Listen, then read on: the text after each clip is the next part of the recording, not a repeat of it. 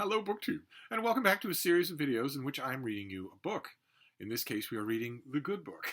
We are reading the King James Bible, and we are reading the Gospel according to St. Matthew, or St. Mark, rather. We'll get to Matthew in good time. We're doing Mark, and we are reading this as you would read a text. Not a Textus Receptus, but just a text. We are reading what is actually here in the King James, which is by far the most influential, the longest shadow cast of any English translation of the Bible, good or ill. We're just reading what's here. We're not putting any theological or homiletic gloss on anything. We're just looking at what we have and talking about it a bit. I wasn't completely sure how this approach would go with a lot of you. I knew that the people who had been around this channel long enough would know that although I am an outspoken atheist, and also what the apologetics world would refer to as a hard atheist. I'm not saying I don't know. I'm saying I know there is no such thing. There are no goblins. There is no supernatural element to life. Although I am an outspoken atheist along those lines, the people who've watched this channel for a while know that, believe it or not, although it might seem paradoxical, is in no way an attack on your faith. Whatever your religious faith is, it's in no way an attack on that. It can be both. It can be both. And so maybe I shouldn't have worried, because the response that I'm getting here is entirely positive. You are understanding. I get so many emails about these readings from people who are actively Christian. They don't feel attacked at all, and you shouldn't feel attacked. This is just fun to do. If the founding texts of your religion can't sustain this kind of a fun, what's actually there on the page read, that doesn't say anything good. Right? That doesn't say anything good at all. I'm sure that if you were to rack your brains for a contemporary massive religion where you cannot examine, if you're inside the faith, you cannot give a rigorous secular humanist examination of the founding documents without risking a lot physically, your health, your life. I'm sure that if you rack your brains, you might be able to come up with a religion or two in the world today where that is true. That is not the case here. So this is, we're having fun. We're having fun. We're going to continue to have fun. We're going to have fun right through the Synoptic Gospels and Acts, and then we're going to attempt John together. We'll have fun there too. So we are now up to chapter 7, which has a remarkable standout thing that you are tempted to think in a kind of apologia way. You're tempted to think, well, we can just pass right over that. But Jesus doesn't let you do it. He doesn't let you pass over it. So we're going to have to figure out what we make of it.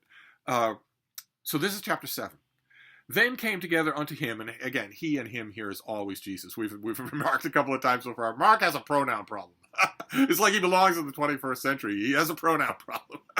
He's never identifying the antecedents of his pronouns. Never. But it's always going to be he at the beginning of a book. Then came together unto him the Pharisees and certain of the scribes which came from Jerusalem. Now keep in mind, that is supposed to have a portentous shading to it now. Mark has already told us these people are plotting his death. So it's not a question anymore of, some priests or some scribes are coming from the city. They're coming from the temple to listen to you out in the countryside. Isn't that interesting? Not anymore. You're supposed to hear a note of doom there. And when they saw some of his disciples eat bread with defiled, that is to say, with unwashen hands, they found fault. For the Pharisees and all the Jews, except they wash their hands oft, eat not, holding the tradition of the elders. And when they come from the market, except they wash, they eat not. And many others there be, which they have received to hold as the washing of cups and pots, brazen vessels, and of tables. Then the Pharisees and scribes asked him, Why walk not thy disciples according to the tradition of the elders, but eat bread with unwashen hands? He answered and said unto them, Well hath Isaiah prophesied of you hypocrites, as it is written, This people honoureth me with their lips, but their heart is far from me. Howbeit in vain do they worship me, teaching for doctrines the commandments of men. Pretty angry response to a simple question. For laying aside the commandment of God, ye hold the tradition of men, as the washing of pots and cups, and many other such things ye do. And he said unto them, Full well ye reject the commandment of God, that ye may keep your own tradition. For Moses said, Honor thy father and thy mother, and whoso curseth father or mother, let him die the death. But ye say, If a man shall say to his father or mother, It is Corban, that is to say, a gift, by whatsoever thou mightest be profited by me, he shall be free. And ye shall offer him no more to do aught for his father or his mother, making the word of God none effect through your tradition, which ye have delivered, and many such like things do ye. Okay, let's just move on. That doesn't seem to me to be on point. It seems like Jesus is just waiting to go off on them, but he's not answering their point. They're not talking about worship here. They're not talking about honoring God's way. They're talking about a specific point of doctrine, a specific point of Mosaic law. You wash your table, you wash your cups and pans, you wash your hands before you eat. And your men aren't doing that. Aren't they law-abiding Jews? Why aren't they doing that? And why aren't you stopping them? It doesn't seem to me to have anything to do with honor thy mother and father. But let's move on, because you hear that point and you think, oh, what's this all about? Just washing your hands before you eat? We're not done, though. Mark, this is essentially what this whole chapter is about. And when he had called all the people unto him, he said unto them, Hearken unto me, every one of you, and understand. There is nothing from without a man that entering into him can defile him. But the things which come out of him, those are they that defile the man. If any man have ears to hear, let him hear. I'm hearing what you're saying. You had better put a theological gloss on it, because factually, anyway. And when he was entered into the house from the people, and his disciples asked him concerning the parable, and he saith unto them, Are ye so without understanding also? Do ye not perceive that whatsoever thing from without entereth into a man, it cannot defile him? Because it entereth not into his heart, but into the belly, and goeth out into the draught, purging all meats. And he said, That which cometh out of the man, that defileth the man. For from within, out of the heart of man, proceeds evil thoughts, adulteries, fornications, murders, theft, covetousness, wickedness, deceit, lasciviousness, an evil eye, blasphemy, pride, foolishness. All these evil things come from within and defile the man.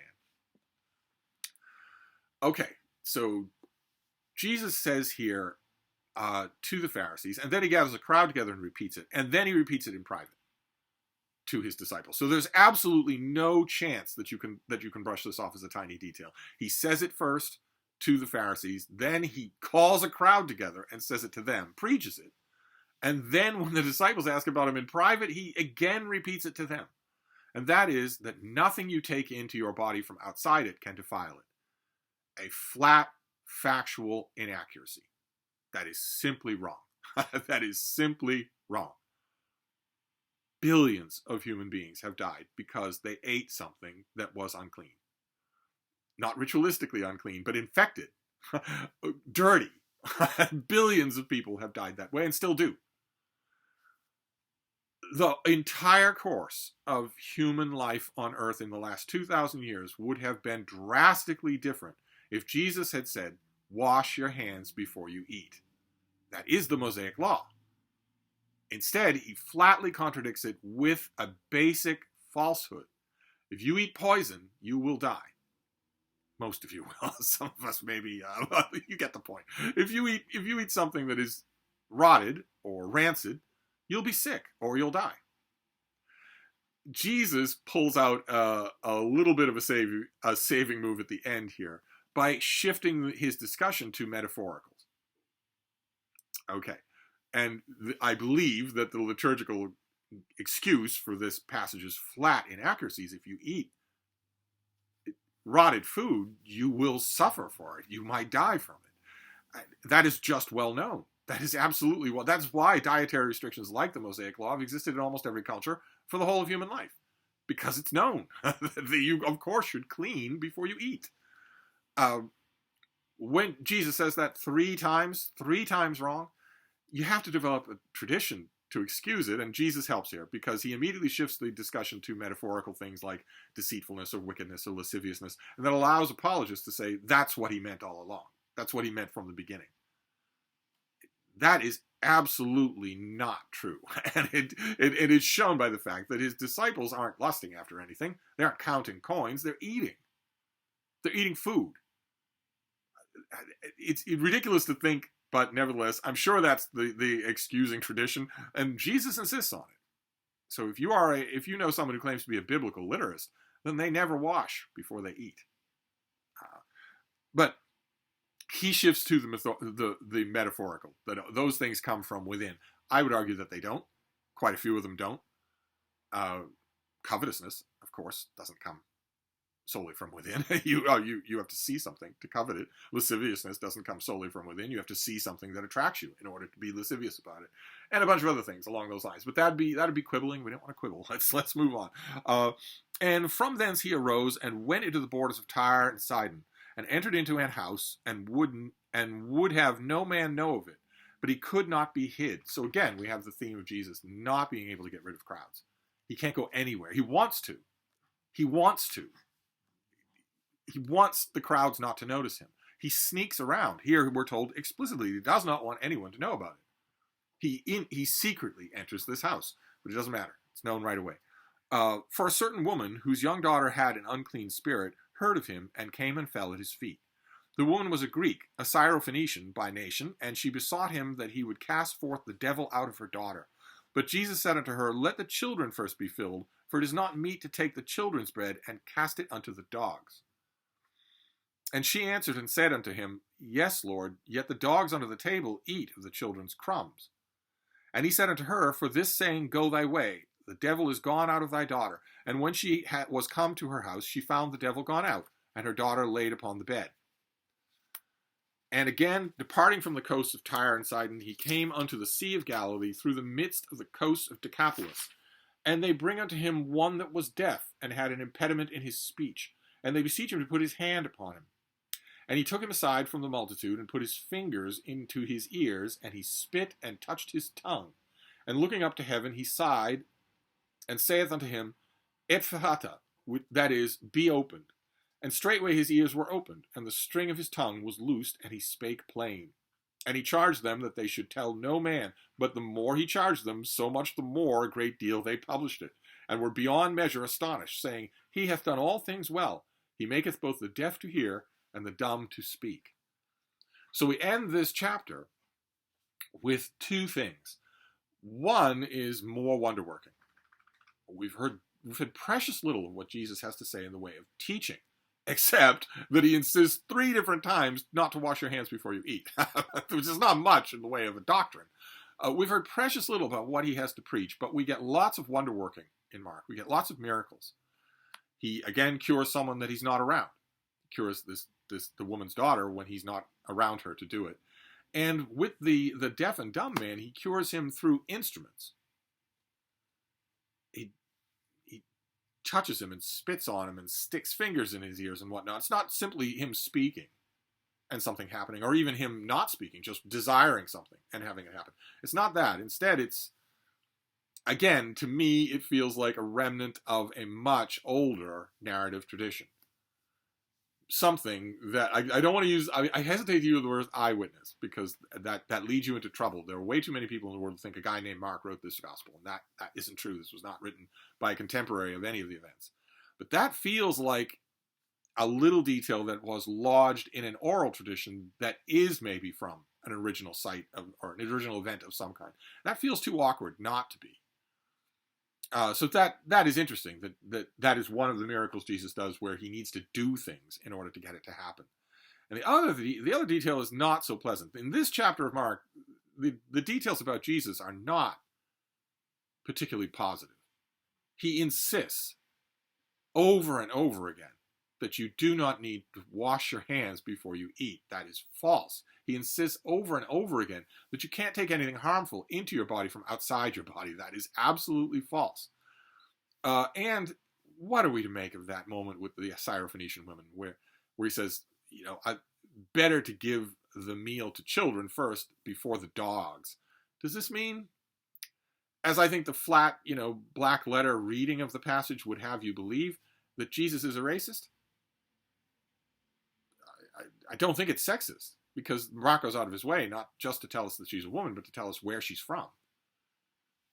And she seems to have to accept that, to make a kind of a witticism about his racism, in order to get on his good side. The minute she does that, instead of saying, I'm no dog, which is what she should say, instead of saying that, she makes a witticism about it, and that saves her daughter.